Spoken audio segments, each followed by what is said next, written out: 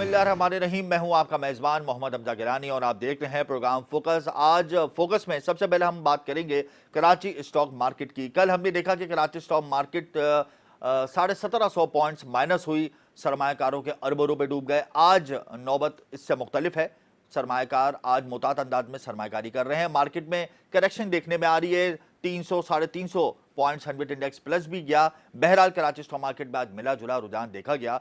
Obviously जब मुआशी अशारिये मुख्तलिफ सिमतों से नीचे की जानिब गामजन होंगे और मुस्तकिल हम देखेंगे कि कौमी इदारे नुकसान में जाएंगे, मुकामी इन्वेस्टर हो या फिर फॉरेन इन्वेस्टर इस मुल्क से तेज़ी से अपना सरमाया निकालेंगे, तो इसका negative impact Karachi stock market की ट्रेडिंग पर तो लाजमी आएगा। और कल जो बयान सामने आया उसके बाद फिर इंटर बैंक और ओपन मार्केट में डॉलर की कदर में मुस्तकिल इजाफा हुआ। कल वफाकी वजीर ख़जाना ने इस बात की तरदीद भी की कि उनके बयान को मैनिपुलेट किया गया। तो ये तमाम अवामिल थे जिसकी वजह से कल Karachi stock market 1750 points minus हुई, ऑलमोस्ट क्रैश के करीब थी। और फिर कल स्टेट बैंक की मॉनेटरी पॉलिसी के हवाले से भी क्या सराहिया की जा रही थी, लेकिन वो आज स्टेट बैंक ने वजाहत पेश कर दी और वो तमाम क्या सराहिया दम तोड़ गई। इसके अलावा हम बात करेंगे रुपए की कदर की, डॉलर की कीमत की।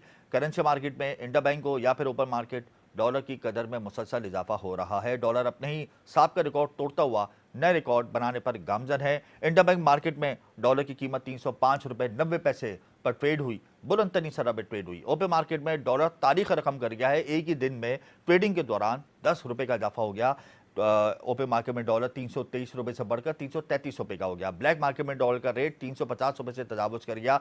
डॉलर का रेट इंटर बैंक मार्केट में अलग है, ओपन मार्केट में अलग है और ब्लैक मार्केट में अलग है, जिसकी वजह से मुल्क का मुआशी पहिया मुकम्मल तौर पर मुंजमद हो गया। इसके अलावा हम बात करेंगे स्टेट बैंक के ज़खायर की। जाहिर सी बात है बैरूनी कर्जों की अदायगियाँ सर पर हैं, इसकी वजह से कल हमारे जो ज़खायर हैं मजमूई तौर पर उनमें कमी हुई है।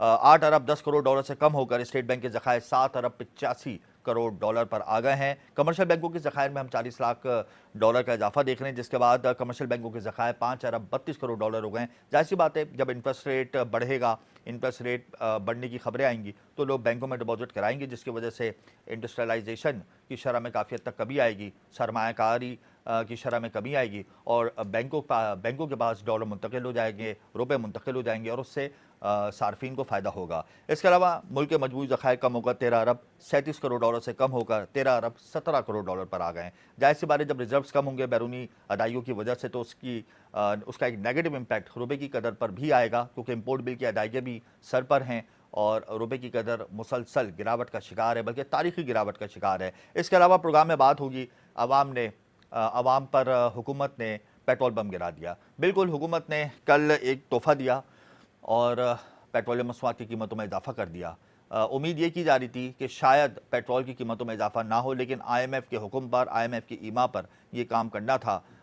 कल पेट्रोल बम गिरा है, जिसके बाद पेट्रोल ने ट्रिपल सेंचुरी तारीख में पहली दफ़ा अबूर कर दिया, यानी फी लीटर पेट्रोल 305 रुपये 36 पैसे का हो गया है और हाई स्पीड डीजल 311 रुपये 84 पैसे का हो गया है। जाहिर सी बात है इसके नेगेटिव इम्पैक्ट आइंदा आने वाले दिनों में बिजली की कीमतों पर आएंगे। इसके अलावा महंगाई की नई लहर आएगी और यही तमाम अवामिल है जिसकी वजह से हर शख्स, हर तबका बहुत शदीद परेशान है। इसके अलावा स्टेट बैंक ने आज वजाहत पेश कर दी है कि इंटरेस्ट रेट के हवाले से जो खबरें गर्दिश हो रही हैं कि हम इंटरेस्ट रेट पॉलिसी का ऐलान क़बल अज़ वक्त करेंगे, इनमें कोई सदाकत नहीं है। मॉनेटरी पॉलिसी का ऐलान 14 सितंबर को ही होगा। स्टेट बैंक में मॉनेटरी पॉलिसी का इजलास होगा, उसके बाद एलामिये के ज़रिए नई शरह सूद के हवाले से ऐलान किया जाएगा। क़बल अज़ वक्त पेशन गोई की खबरें बेबुनियाद मुस्तरद कर दी हैं स्टेट बैंक ने। इसकी वजह से आज स्टॉक मार्केट काफ़ी हद तक संभली है। बिजली के बिलों में इजाफे के खिलाफ ताजरों की आज बड़ी हड़ताल और काफ़ी हद तक कामयाब हुई है। ताजरों की कराची में शटर डाउन हड़ताल है और ना सिर्फ कराची में बल्कि पूरे सिंध में इसके असरात हैं और पूरा मुल्क इस वक्त एहतजाज की लपेट में है। ताजरान मुख्तलिफ सूरतों में एहतजाज रिकॉर्ड करा रहे थे और आज बिलाखिर तमाम ताजरान एक पेज पर जमा हो गए और उन्होंने शटर डाउन हड़ताल का ऐलान किया था, जिस पर आज अमल जारी है। और इसके अलावा अगर मैं बात करूँ, Pakistan association of large steel ने खतरे की घंटी बजा दी। आइंदा आने वाले दिनों में डॉलर की बढ़ती कीमत के पेश नज़र स्टील की कीमतों में इजाफे का खदशा है। स्मगलिंग जारी है स्टील की, जिसकी वजह से सालाना हुकूमत को 25 अरब रुपए खसारे का सामना है। Pakistan association of large steel के जनरल सेक्रेटरी वाजिद बुखारी ने एदाद शुमार जारी कर दिए हैं और स्टील स्मगलिंग, डॉलर और LC मसाइल से स्टील सेक्टर तबाही के दहाने पर पहुँच गया है। सालाना 5 लाख टन स्टील अफगानिस्तान से और ईरान से स्मगल हो रहा है, जिसकी वजह से स्टील सेक्टर तबाही के दाने पर पहुंच गया है। ये बड़ी तशवीशनाक बात है जब वैसे ही स्टील की कीमतें तवातुर के साथ ऊपर जा रही हैं और अगर स्मगलिंग को नहीं रोका गया तो यकीनन इसकी कीमतें मुस्तक़बिल में मज़ीद ऊपर जाएंगी। डॉलर भी ऊपर जा रहा है तो उसके भी मनफी असर मुरतब होंगे। इसके अलावा FBR के ऊपर मैं आऊँगा और FBR ने बड़ी खुशाइंद बात कर दी है। टैक्स इकट्ठा किया है उन्होंने, FBR ने अगस्त के महीने में जो उन्होंने टैक्स इकट्ठा किया था वो 649 बिलियन रुपीस से बढ़कर उनका 669 बिलियन रुपीस तक पहुंच गया है। ये बड़ी अच्छी बात है। टैक्स कलेक्ट किया FBR ने और उसमें इजाफा हुआ है। अगस्त 2023 में 42 अरब रुपए के रिफंड्स भी जारी किए FBR ने। FBR ने एलामिया जारी करते हुए ये बताया है और फेडरल एक्साइज ड्यूटी की मद में 57% का भी इजाफा रिकॉर्ड किया गया है। ये बड़ी खुशाइन बात है कि महसूलात को इकट्ठा करने में FBR कामयाब रहा। इन हालात में भी सनअतकार और ताजिर टैक्स दे रहे हैं और ये मुतालबा कर रहे हैं कि उनको अगर रिलीफ दिया जाए तो आइंदा आने वाले दिनों में मज़ीद टैक्स देने में आसानी होगी। गुफ्तगू का सिलसिला जारी रहेगा, हमारे साथ रहेगा। यहाँ वक्त हुआ है एक ब्रेक का।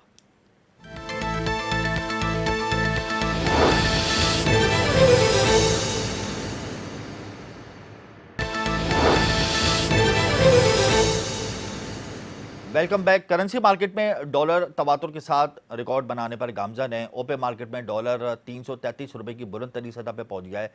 ये तमाम अवामिल तो सामने आ चुके हैं कि डॉलर की स्मगलिंग जारी है, जिसकी वजह से डॉलर की कीमत में मुसलसल इजाफा है। इसी हवाले से मैं आपको वीडियो पैगाम सुनाऊंगा सदर forex association of Pakistan Malik boson का। देखते हैं क्या कहते हैं ये।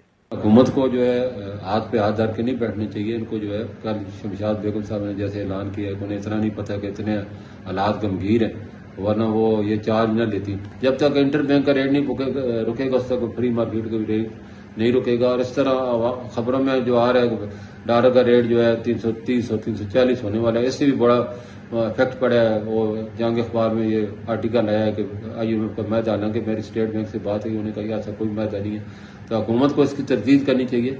डिमांड सप्लाई जरूर है, लेकिन ऐसी कोई शर्त नहीं कि पाकिस्तान को पाबंद किए कि इंटर बैंक को 340 पे ले जाए। मैं सियासतदानों से भी रिक्वेस्ट करूंगा, हुकूमत से भी करूंगा, वो सब इस वक्त चार्टर ऑफ इकानमी और चार्टर ऑफ डेमोक्रेसी और सोशल डेवलपमेंट बहुत जरूरी है। यही पाकिस्तान को जल्द से निकाल सकते हैं। शुक्रिया।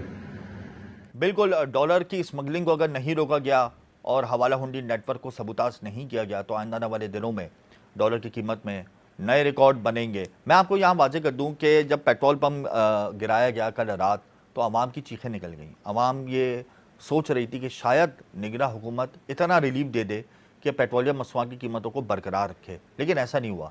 IMF ने क्लियर कट ये कह दिया है कि अगर आपने आवाम को रिलीफ दिया तो आप हमसे रिलीफ की तवक्को नहीं करें।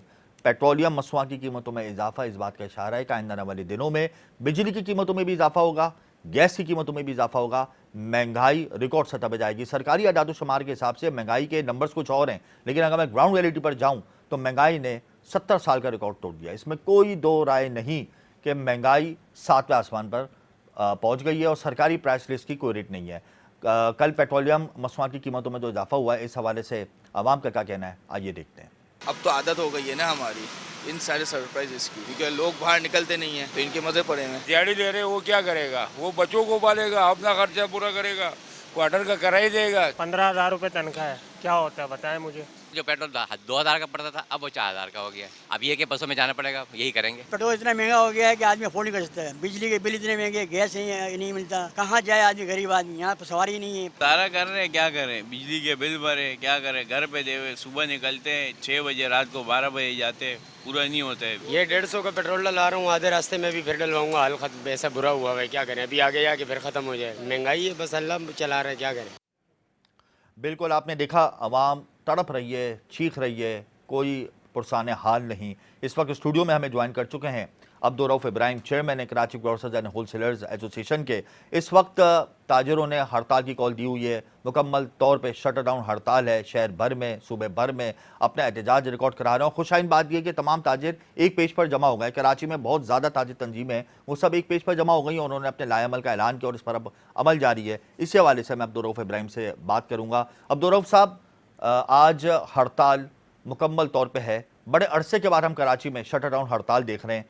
क्या समझते हैं इस हड़ताल के मुस्बत असरात आएंगे या नहीं? क्योंकि हुकूमत ने पेट्रोल बम तो गिरा दिया है कल रात, तो आप क्या समझते हैं ये एहतजाज कहाँ तक जाएगा, क्या रंग लेकर आएगा? देखें, जब ये जो एहतजाज का ऐलान हुआ था आज की 1 तारीख का, देख लें आप 100% कराची बंद है। ये पहली दफ़ा हुआ है। मैं समझता हूँ कि पहले जो वक्तन पहले टाइम में ऐसा होता था कि एक ऐलान रात को कर दिया जाता था, मार्केटें बंद हो जाती थी। ये अपने दिल से कर रहे हैं कि ये ताजिर बिरादरी अभी अफोर्ड नहीं कर सकती, मिडल ताजिर या छोटे लोग अब खाने के मुश्किल है, और जाहिर सी बात है वो उन्हीं के लिए आवाज़ उठी है। जब ताजिर बिरादरी का इत्तेहाद होता है, रीढ़ की हड्डी होती है, मईशत की रीढ़ की हड्डी होती है। मैं समझता हूँ ये अच्छा साइन है। एक रोज़ हड़ताल तो हमें भी अच्छी नहीं लगती, ना कारोबारी हजरात को अच्छी लगती है, लेकिन एक आवाज़ आला हुक्काम तक पहुँची है। मैं उम्मीद करता हूँ, लेकिन मैं आपको फिर भी यही कहूँगा कि ये उम्मीदें हमारी दम तोड़ रही हैं।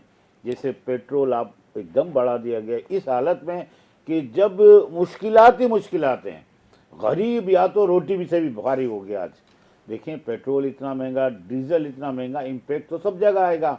अब जब आप सारी चीज़ें देखने भी जाएंगे तो जिस तरह डॉलर ऊपर जा रहा है, और अनऑफिशियल डॉलर जिसको कहते हैं हम ग्रे मार्केट कहते हैं, उसका क्या आलम हो रहा है, 333 रुपये।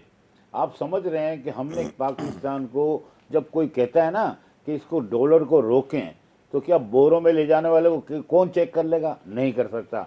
हमने अपना नुकसान खुद किया है।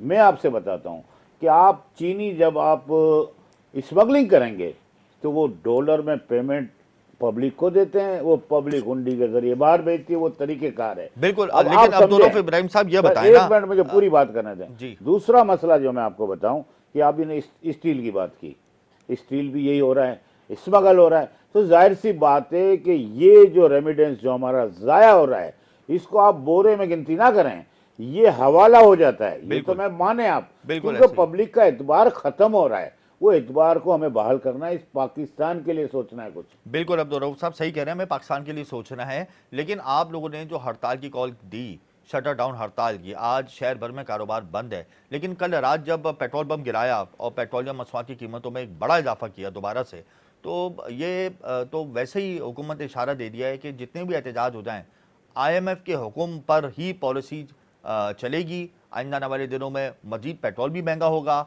अब जब चूंकि पेट्रोल मजीद महंगा कर दिया हुकूमत ने, तो बिजली के नर्ख भी बढ़ेंगे, तकरीबन 2.5 से 3 रुपये की बातें हो रही हैं।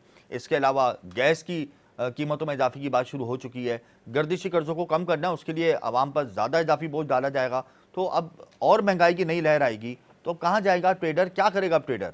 देखें, आप जब बात की ना, बहुत अच्छी आपने बात की कि डॉलर जब बढ़ेगा तो RNG और LNG पे हम अपने के इलेक्ट्रिक चल रही है, नेपरा ने दिया हुआ है।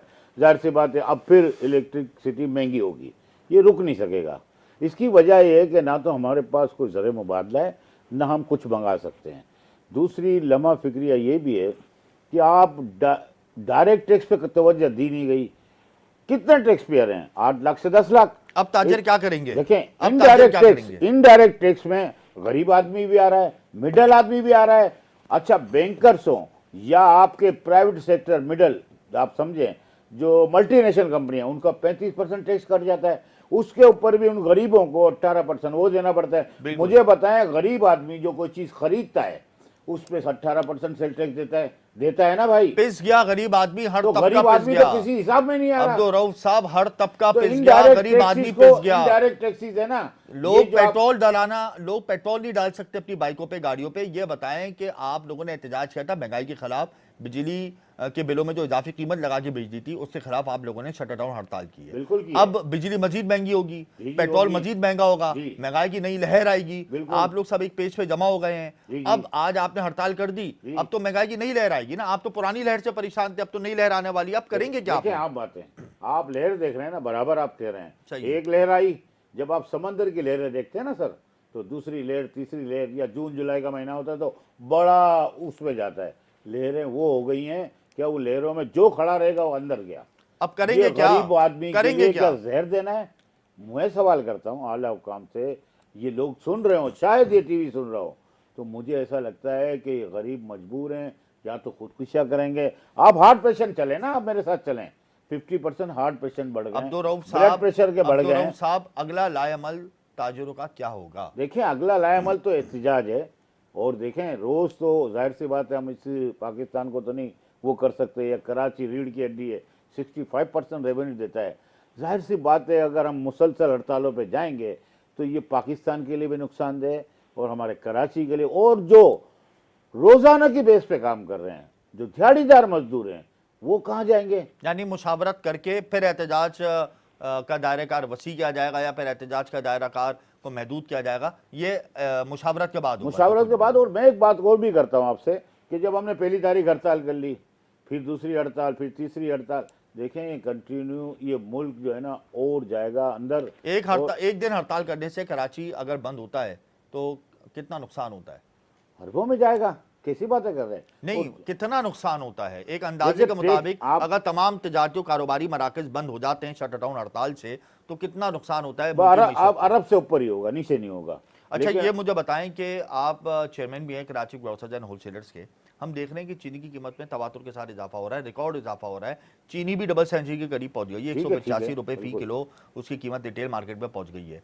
क्या समझते हैं कि चीनी मुकम्मल 200 रुपए की हो जाएगी आइंदा आने वाले हफ्तों में? जिस तरीके से स्मगलिंग जारी है चीनी की, सट्टा माफिया बेलगाम हुई हुई है। आप चेयरमैन है कराची ग्रोसर्स एंड होलसेलर्स के, आपने क्या अपना एहतजाज रिकॉर्ड कराया इस हवाले से? सर मैं तो डेली रिकॉर्ड करा रहा हूँ, दिन में 3 दफ़ा भी रिकॉर्ड करा रहा हूँ, सुनता कोई नहीं है सर।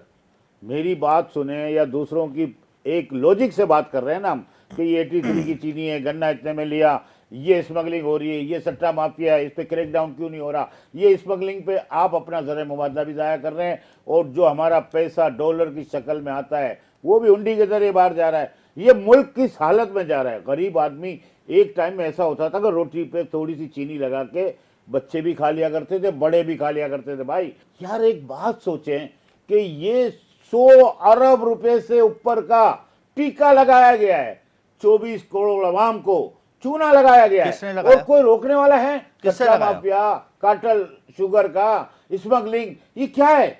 100 अरब से भी काफी ऊपर है। कौन है? ये जो पूरा जो मैनिपुलेशन की गई है इसके पीछे आप समझते हैं कि सरकारी इदारे भी मुलव्वस हैं? देखिए आप कबल अज़ वक्त बातें हैं ये।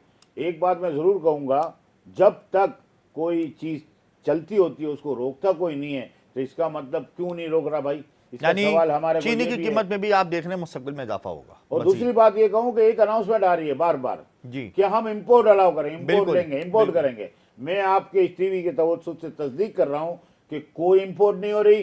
टीसीपी ने एक रेट मांगा कि आजकल रेट क्या है, उसके ऊपर ये टीवी मीडियाज में एकदम उधम मचाया गया और पैनिक फैलाई गई कि 200 रुपए करते हम।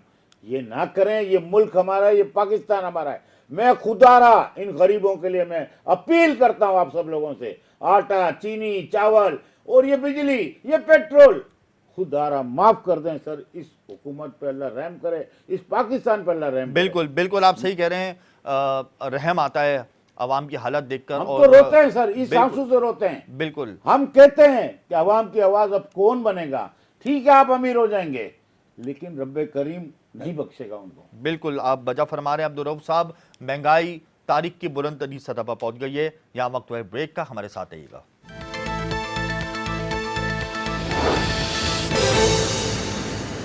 Welcome back. प्रोग्राम में हमें इस वक्त ज्वाइन किया है सदर Karachi chamber of commerce Tariq Yusuf ने और ऑल सिटी ताजिर इत्तेहाद के चेयरमैन हमाद पूनावाला ने।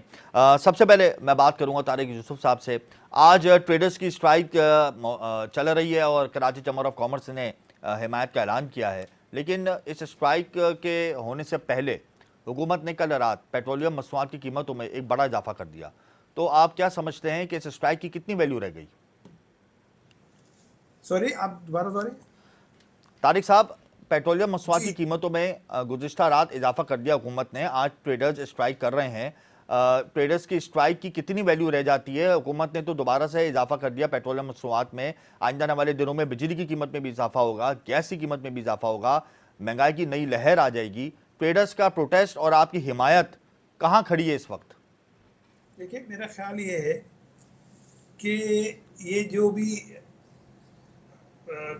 डेली बेसिस, वीकली बेसिस पे मुख्तलिफ चीज़ों की कीमत बढ़ रही है, ये कंसिक्वेंस है IMF के साथ एग्रीमेंट की, और गवर्नमेंट ने जो कमिट किए हैं उस क्रूशल टाइम पे जो भी कमिटमेंट्स किए हैं उसकी वजह से ये डे टू डे इजाफा हो रहा है। अब देखने की बात यह है कि हम how can we find a way out to ताकि हम एक आम आदमी को रिलीफ दे सकें। अब कल वजीर आजम साहब ने कहा है कि 48 घंटे में बिजली के सिलसिले में हम कोई पॉजिटिव ऐलान करेंगे और ये जो है कि इसमें कुछ हेल्प आउट करेंगे। मैं 12 ये बात कह चुका हूँ, पेट्रोल के अलावा मैं बिजली में बात करता हूँ फिलहाल।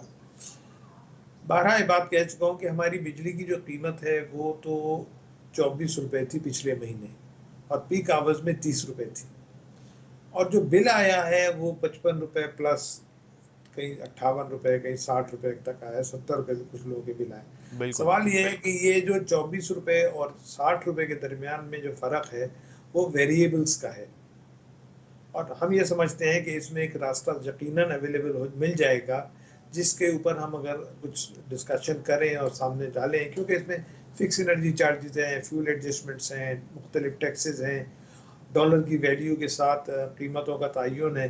तो अगर वहाँ पर कुछ गुंजाइश निकल सकती हो, मैं बेसिक प्राइस को डिस्प्यूट नहीं करता एक लम्हे के लिए, लेकिन मैं ये समझता हूँ कि उसके अलावा जो वेरिएबल्स हैं जो तकरीबन 60% हैं, उस पर अगर कोई वे आउट निकाला जाए तो यकीनी तौर पे हम बिजली की कीमत कम करने में कामयाब हो। मगर तारिक साहब इसकी उम्मीद बड़ी कम है। अब तो देखिए ना, पेट्रोल बढ़ा दिया, आइंदा आने वाले दिनों में गैस की कीमत भी बढ़ेगी, बिजली की कीमत भी बढ़ेगी, डॉलर नए रिकॉर्ड बना रहा है, तो इंटरेस्ट रेट भी बढ़ेगा। तो ये तमाम जब पॉइंट्स जो है हमारे हक में नहीं जाएंगे तो किस तरीके से बिजनेस होगा, किस तरीके से इंडस्ट्रीज चलेंगी, हम लोग कहाँ खड़े होंगे, ये तो बहुत ख़राब सूरत हाल हो जाएगी। जी हाँ, मज़ाहिर तो ऐसा ही लगता है कि एक महंगाई का तूफान आने वाला है, और सबसे बड़ी बात यह है कि हमारी इंडस्ट्रियल एक्टिविटीज़ अगर मुतासिर हो गई और हमारी प्रोडक्शन एक्टिविटीज़ कम हो गई तो उसके ज़्यादा रिपरकेशंस आएंगे, लॉ एंड ऑर्डर की सिचुएशन ना आ जाए, खुदा ना करे। देखिए इतने ज़्यादा दामों में अब ये 15% एक दिन में बढ़ा है, इसका मतलब ये हुआ कि 5% का इजाफा हो गया ओवरनाइट। हर 100 रुपये पे 5 रुपये, 15 रुपये पेट्रोल की प्राइस बढ़ गई। बिजली की कीमत जो है एक महीने में तकरीबन 5-7% पिछले महीने के मुकाबले बढ़ गई है। तो बहुत मतलब ये सूरत हाल संगीन है, और हम खुद बजाते खुद जो हमारी ताजिर बरादरी है वो भी गुमा गुम की कैफियत में है कि क्या किया जाए, किस तरह सस्टेन किया जाए। उम्मीद की कोई किरण नजर आ रही है आपको तारिक साहब? अगर वो छोड़ दी तो बड़ा मसला हो जाएगा। मतलब उम्मीद तो अच्छी लग, वो हालात तो आने वाले के ताजर अब उम्मीद की किरण भी छोड़ देगा, और हो सकता है मुस्तकबिल में ये मुल्क भी छोड़ देगा। वो वक्त ज़्यादा दूर नहीं है, ऐसा तो मालूम होता है हमें। नहीं, मैं आपसे अर्ज करूँ, देयर आर अभी भी बहुत सारे ऑप्शंस हैं। गवर्नमेंट को थोड़ा उस तरफ स्पीड अप करनी पड़ेगी अपनी एफर्ट्स को। वो ये कि जो हमारे अदर सेक्टर्स हैं अदर देन टेक्सटाइल्स, जहाँ पावर का इतना, जैसे माइनिंग के एक एरिया है, उसको हम यस्टरडे बेसिस पे इनकैश करने की कोशिश करें, उस पर एफर्ट्स करें। वहाँ बेशुमार दौलत हमारे पास है और उसका हम इस्तेमाल कर सकें। इन्वायरमेंट के सिलसिले में जो हमारे पास फंड्स हमें एलोकेटेड हैं उनका यूटिलाइजेशन हो जाए तो कुछ सूरत हाल बन सकती है। ऐसा नहीं है कि टोटल डेडलॉक है, लेकिन ए मैटर ऑफ कंसर्न ज़रूर है। बिल्कुल बिल्कुल, आप सही कह रहे हैं तारिक साहब, आप हमारे साथ ही रहिएगा। हम्माद पूना वाला साहब, ट्रेडर्स ने हड़ताल का ऐलान किया, फिर इस पर अमल किया। कराची में आज बड़ी शटर डाउन हड़ताल है, बल्कि पूरे सूबे में, और इसके असरात मुल्क भर में भी आए हैं। मुल्क भर में एहतजाज का सिलसिला जारी है। लेकिन कल जिस तरीके से हुकूमत ने पेट्रोलियम मसनूआत की कीमतों में इजाफा किया, और जाहिर सी बात है इसके असरात मुख्तलिफ सेक्टर्स पर आएंगे मनफी। बिजली की कीमत भी बढ़ेगी, गैस की कीमत भी बढ़ेगी, फिर इंटरेस्ट रेट भी जाहिर सी बात है बढ़ाना है हमने। तो ये अब आप क्या समझते हैं कि ये एहतजाज का सिलसिला कहाँ जाके रुकेगा? क्या आज की हड़ताल के बाद, जाहिर सी बात है कारोबार तो है नहीं, ताजर तो चाहेगा कि ज़्यादा लंबा एहतजाज ना हो, क्या है आप लोगों का हतमी प्लान, फाइनल क्या हुआ है आप लोगों का? Thank you so much. पहले तो मैं आपके चैनल की तवज्जो से कराची के तमाम ताजरों को मुबारकबाद पेश करूँगा कि कामयाब हड़ताल करने पे कराची के लोगों को, ताजरों को, आवाम को जिन्होंने सपोर्ट किया हमें, और फिर उसके बाद चैम्बर ऑफ कॉमर्स का भी शुक्रिया अदा करूँगा कि उन्होंने इस कॉज़ में सपोर्ट किया। हालांकि चैम्बर जो है वो कभी भी स्ट्राइक कॉल्स को सपोर्ट नहीं करता, लेकिन चीज़ें इतनी ज़्यादा ख़राब हो चुकी, इतनी वर्स हो चुकी हैं कि एट दी एंड चैम्बर को, स्मॉल ट्रेड को और अपने लोगों को, स्पेशली आवाम को, उनकी इंडस्ट्रीज़ भी, तमाम लोग इस महंगाई को लेके, बिजली के मामलात को लेके तमाम लोग परेशान हैं। तो एक अच्छा फैसला किया चैम्बर ने भी और सपोर्ट किया, और ताजरों ने यूनिटी दिखाई। और जो सबसे ज़्यादा पॉजिटिव चीज़ ये नज़र आई कि तमाम ट्रेडर्स, जो हुकूमत ने सबसे अच्छी चीज़ की है वो तमाम ट्रेडर्स को एक प्लेटफॉर्म पे ले आई। इतना ज़्यादा परेशान किया है कि तमाम ताजिर एक जगह आ गए, जो इससे पहले कभी भी नहीं हुआ। इसको मेरे ये भी बहुत एक सारे नया रिकॉर्ड है। जी, ये बिल्कुल एक अनहोनी सी बात हो गई, जो कि मतलब मुझे भी यकीन नहीं आता। मुझे आज बिज़नेस पॉलिटिक्स में कोई 9-10 साल हो गए, लेकिन मैंने कभी ताजिरों को इस तरीके से यूनिट होते हुए नहीं देखा। तो इस इश्यूज़ में तमाम लोग एक हो गए। तो ये मैं समझता हूँ गवर्नमेंट के लिए खतरे की घंटी है। जिस तरह ताजिर एक जगह आके बैठ गए हैं, तो अब वो किसी भी लेवल पे जा सकते हैं, और ताजिर जो है वो अब रुकने वाले नहीं हैं, क्योंकि आवाम की ताकत उनके साथ है। आवाम भी इस वक्त यही चाहती है कि लोग स्टेप उठाएं, और ताजिरों की तरफ उनकी नज़र है। इसी तरह ये तरह छोटे ताजिरों की चैम्बर की तरफ नज़र है, उसके बाद गवर्नमेंट पे नज़र है कि आया वो हमारे जो ये इक़दाम है उसको देख भी रहे हैं, या उनको कोई फ़र्क भी पड़ रहा है इससे या नहीं पड़ रहा। बहुत सारी चीज़ें हैं, बहुत सारी तजावीज़ हैं के इलेक्ट्रिक के हवाले से भी, महंगाई के हवाले से भी। चीज़ें जो बढ़ रही हैं वो सिर्फ के इलेक्ट्रिक नहीं है, और भी दीगर बहुत सारी चीज़ें हैं। पेट्रोलियम है, डॉलर्स का बढ़ जाना, इसकी फ्लक्चुएशन आप देखें डेली बेसिस के ऊपर इंटर बैंक पे 2.5 से 3 रुपये का फ़र्क आता है। अभी उन्होंने बात की IMF के हवाले से। जो IMF मायदा हुआ है वो लोगों को समझने की ज़रूरत है कि ये जितने भी साइड इफ़ेक्ट्स आ रहे हैं या जितने भी इफ़ेक्ट्स आ रहे हैं, ये सब कुछ इस माहिदे की वजह से। ये जो आवाम दुश्मन माहिदा किया गया है, इसके अंदर बहुत ज़्यादा चीज़ें अभी होनी बाकी हैं। देखिए उसके अंदर एक और भी क्लॉज हैं कि इंटर बैंक के जो और ओपन मार्केट के जो है उसमें डिफरेंस ₹1.25 से ज़्यादा नहीं होना चाहिए। बिल्कुल 1.25% से ज़्यादा नहीं होना चाहिए। और इस वक्त जो है आप देख रहे हैं कि ओपन मार्केट है वो 330 पे जा पहुंची है, और कहने वाले ये भी कह रहे हैं कि 335-33 रुपए की पोजीशन आ चुकी है, जबकि इस वक्त इंटर बैंक जो है 306-307 है। तो मैं तो यही प्रेडिक्शन दे रहा हूँ, आपके प्रोग्राम में पहले भी प्रेडिक्शन दी थी कि चीज़ें और वर्स होंगी, और मुझे ऐसा लगता है कि मंडे इंटर बैंक में कोई 10 से 15 रुपए का डिफरेंस हम देखेंगे। अच्छा, यानी आप ये प्रिडिक्ट कर रहे हैं कि अपकमिंग मंडे में 10 से 15 रुपए इंटर बैंक में बढ़ जाएंगे। देखिए ये बड़ी बात कर रहे हैं आप हमारे साथ। इंटर बैंक मार्केट में 10 से 15 रुपए बढ़ जाएंगे, ये आपने बहुत बड़ी बात कर दी। देखिए जब इनको IMF का जो माहिदा हुआ है इसको फॉलो करना है, जो कि अभी तक मुझे तो यही पॉलिसीज़ नज़र आ रही हैं इंटीरियम गवर्नमेंट की। अगर उनको करना है तो फिर तो हम उसकी खिलाफ वर्जी वैसे ही कर रहे हैं कि आर्टिफिशियली तौर पे जो है हम इंटर बैंक को जो है वो रोक रहे हैं, और ये ज़्यादा दिन रुक नहीं पाएगा। अब आप देखें क्योंकि हमारा इंपोर्ट से भी ताल्लुक है, हम जब डॉक्यूमेंट्स लेने जाते हैं तो बैंक्स के पास इस वक्त 310 रुपये में भी हमारे कुछ लोग हैं, साथी हैं जो कि स्टील इंपोर्ट से मुंसलिक हैं, उनको 308-310 रुपये में भी डॉलर्स नहीं दिए जा रहे। मसाइल का मदावा मुस्तकबिल में हुकूमत कैसे करेगी आप लोगों का, क्योंकि वो तो IMF के हाथों मजबूर है। अगला लाए अमल आपका क्या होगा? आप कराची के ट्रेडर्स को कहाँ देखते हैं? देखिए कल एक निजी जमात ने भी स्ट्राइक की कॉल दी हुई है, उसके अलावा पाकिस्तान से भी तंजीम ताजरान ने भी कॉल की हुई है। हमने तो अपने ताजरों पे छोड़ दिया है कि जो वो चाहते हैं या आवाम जो चाहती है। हमने आज की कॉल दी हुई थी, हमारी तरफ से कोई उसके ख़िलाफ़ जो है वो इख्तिलाफ़ नहीं है कल की कॉल के, हम उसको कोई सपोर्ट भी नहीं कर रहे। लेकिन अगर लोग समझते हैं कि वो कल बंद रखना चाहते हैं अपना कारोबार, तो हमें कोई इसमें एतराज़ नहीं है। लेकिन हमारी ये डिमांड है कि 72 घंटे में हमें कोई ना कोई रिलीफ दिया जाए और हमारे साथ बैठ के कोई लाएमल बनाना चाहे। 72 घंटे का आपने अल्टीमेटम दिया है, आप चाहते हैं कि 72 घंटे में हुकूमत आपको मुस्बत जवाब दे। बिल्कुल अच्छा आपका ये मुतालबा है, और हुकूमत को चाहिए कि वो आपके इस मुतालबे को पूरा करे।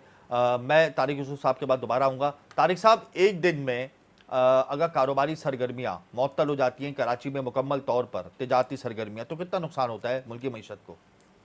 मैं फिगर्स के तौर पे तो बात नहीं कर सकता, लेकिन ये बात ज़रूर कहूँगा कि जिस किस्म के हालात हैं, जिस कदर महंगाई की वजह से मार्केट डिप्रेस्ड है, उसमें ये एक और मतलब ये एक और जोल्ट आ गया है कि अभी हड़तालों के ज़रिए हम बंद करेंगे और कारोबार ज़िंदगी जो है मुअत्तल हो जाएगा, तो यकीनन ये इकनॉमिकल लॉस है, और विच मस्ट बी अंडरस्टूड। मैं एक बात यहाँ पर आपको बता दूं कि कल कराची चेंबर ने एक मीटिंग ऑर्गेनाइज की थी, बिल्कुल, और उसमें गवर्नर सिंध साहब ने भी हमें जूम पर वो हमारे साथ थे, और वो आज शाम को वापस आ रहे हैं, मुल्क से बाहर हैं फ़िलहाल। तो उन्होंने ये कहा था कि कल सुबह वो इस्लामाबाद जा रहे हैं and he will take up this matter, और उन्होंने कहा था कि अगर ज़रूरत हुई तो हमें ऑन बोर्ड ले के साथ कुछ कोशिश करेंगे कि फेडरल गवर्नमेंट के साथ कुछ ऐसा मामला तय पा सकें कि कारोबारी ज़िंदगी जो है वो आसान हो सके। ये एक पॉजिटिव इन्फॉर्मेशन है जो मैं आपको पास ऑन कर। बिल्कुल, मगर तारिक साहब, बिजली की कीमतों के हवाले से तो हुकूमत शायद को रिलीफ दे दे। आइंदा आने वाले दिनों में तो गैस की कीमतों में भी इजाफा हो जाएगा, इंटरेस्ट रेट में भी इजाफा हो जाएगा। इन लार्ज मैन्युफैक्चरिंग स्केल के जो नंबर्स हैं वो -12% तक पहुँच गए हैं।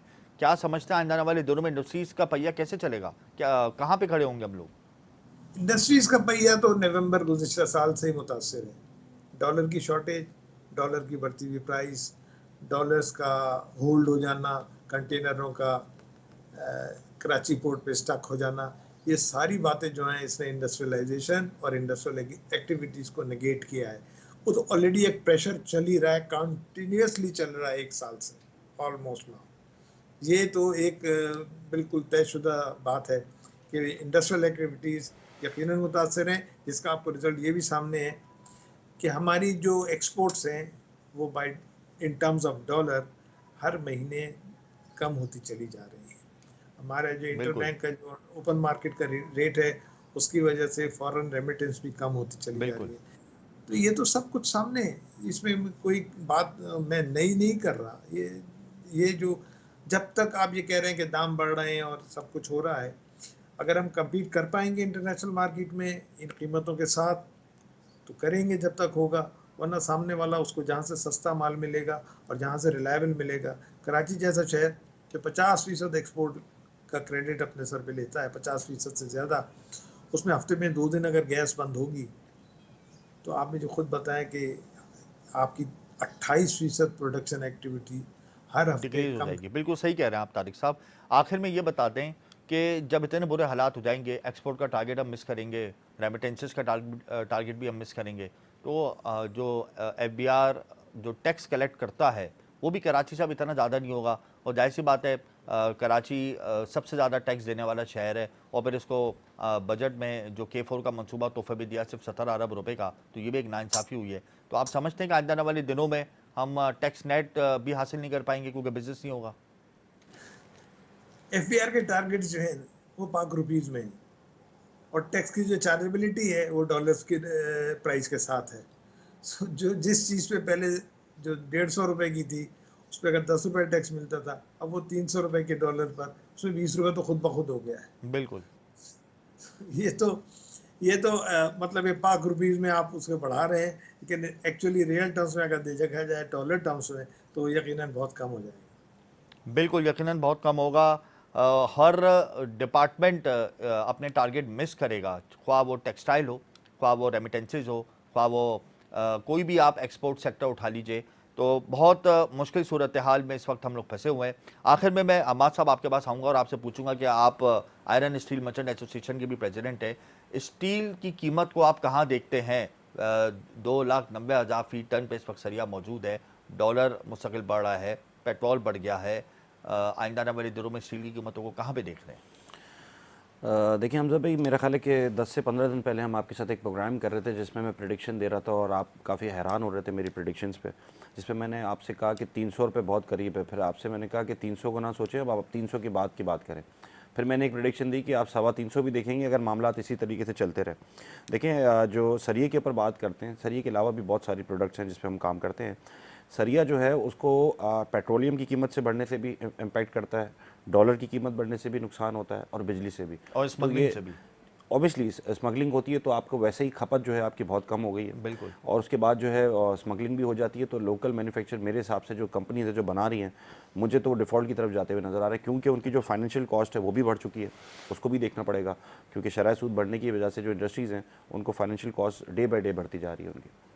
बिल्कुल। अच्छा अम्मा साहब, आखिर में ये बता दें कि आप क्या समझते हैं कि सरी की कीमत आइंदा हफ्ते या आइंदा हफ्तों में कहाँ पे जा सकती है? डॉलर के बढ़ने से, पेट्रोलियम मसवा की कीमतों में इजाफे से, स्मगलिंग से? क्योंकि कल भी Pakistan association of large steel ने खतरे की घंटी बजा दी और कहा है कि स्टील स्मगलिंग से अप्रॉक्सीमेटली 5 लाख टन स्टील सालाना स्मगल हो रहा है और इससे हुकूमत को सालाना 25 अरब रुपए खसारे का सामना है। और जो सरहदी एरिया है, सरहदी इलाके हैं बलूचिस्तान के, वहाँ पर जदीद स्कैनर्स नहीं लगे हुए जिसकी वजह से स्मगलिंग का सिलसिला जारी है। आप क्या समझते हैं आइंदा आने वाले दिनों में फी टन सरिया कहाँ पर होगा? देखिए, एक निजी कंपनी है जो कि CRC प्रोडक्ट करती है, कोल्ड रोल कॉयल जो है प्रोडक्ट करती है। उनकी निजी कॉस्ट जो है ना, जिसमें बिजली और सब चीज़ें मिला के 31,000 पर टन आ रही है। 31,000 रुपये पर टन, मतलब 31 रुपये पर केजी।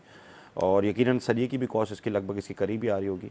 तो जिस तरह चीज़ें बढ़ी हैं, यानी 2,90,000 टन से बढ़कर सरिया 3 लाख जी, 3 लाख तो क्रॉस करेगा ही करेगा। अब मैं आपको फिर बता रहा हूँ कि मंडे ट्यूसडे को मुझे जो है कंडीशन जो है अगर इसी तरीके से चलती रही तो बहुत ख़राब नज़र आ रही हैं। लोहे के हवाले से भी ओवरऑल भी चीज़ें भी बहुत ख़राब, ओवरऑल चीज़ें ख़राब नज़र आ रही हैं स्टील सेक्टर के हवाले से। तमाम मेहमानों का बहुत बहुत शुक्रिया, बहुत शुक्रिया तारिक साहब, आपने हमें स्टूडियो में ज्वाइन किया, हमाद पूनावाला ने हमें स्टूडियो में ज्वाइन किया।